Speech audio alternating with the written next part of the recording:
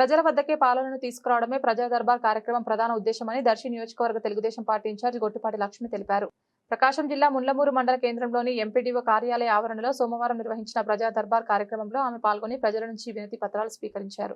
కార్యక్రమానికి అద్దంకి ఆర్డీఓ విజయజ్యోతితో పాటు రెవెన్యూ, విద్యుత్, పంచాయతీరాజ్, హౌసింగ్, ఎంపీడీఓ కార్యాలయాలకు చెందిన అధికారులు హాజరయ్యారు. సందర్భంగా డాక్టర్ గొట్టిపాటి లక్ష్మి మాట్లాడుతూ ప్రజా దర్బార్లో అత్యధికంగా రెవెన్యూ సమస్యలకు సంబంధించిన వినతులు వచ్చాయని తెలిపారు. చిన్న చిన్న సమస్యల పరిష్కారం కోసం రైతుల సమస్యలను ప్రజలు కార్యాలయాల చుట్టూ తిప్పవద్దని రెవెన్యూ అధికారులకు సూచించారు. తదుపరి ప్రజా దర్బార్ నిర్వహించేలోపు పరిష్కరించగలిగే సమస్యలను పూర్తి చేయాలని అధికారులను ఆదేశించారు. ఈరోజు ముండ్లమూరు మండలంలో మనము ప్రజా దర్బార్ ఏర్పాటు చేసుకోవడం జరిగింది.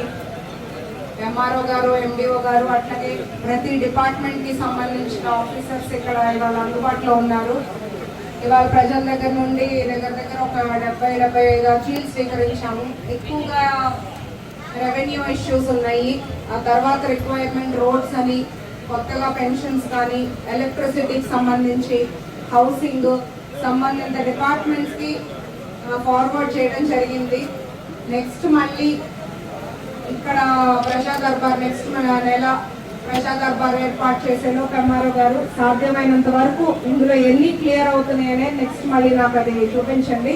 తొందరగా అయిపోయేవి ఎక్కువ ప్రజల్లో తెప్పించుకోకుండా ఫాస్ట్గా చేసేయటం, ఒకవేళ ఏదైనా లిటిగేషన్ ఇష్యూస్ ఉన్నాయంటే ఎందుకు అవ్వట్లేదని వాళ్ళకి ఎక్స్ప్లెయిన్ చేయటం, మనం ఆల్టర్నేట్ ఏంటో వాళ్ళకి వివరిస్తే వాళ్ళు కూడా వెయిట్ చేయాలి ఏందనేది అర్థం చేసుకుంటారు.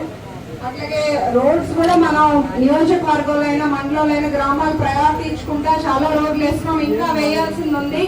నెక్స్ట్ వచ్చే గ్రాంట్ లో మీరు వాళ్ళు ఇచ్చిన అర్జీల ప్రకారం రోడ్లు, డ్రైన్లు కానీ, వాటర్ ప్లాంట్ ఒకటి అడుగున్నారు. అండ్ ఎలక్ట్రికల్ ఇష్యూస్ కూడా వాళ్ళ ఎలక్ట్రికల్ డిపార్ట్మెంట్ కి, అట్లాగే మా బాబాయ్ గొట్టిపాటి రవి గారికి కూడా ఇన్ఫార్మ్ చేయడం జరిగింది.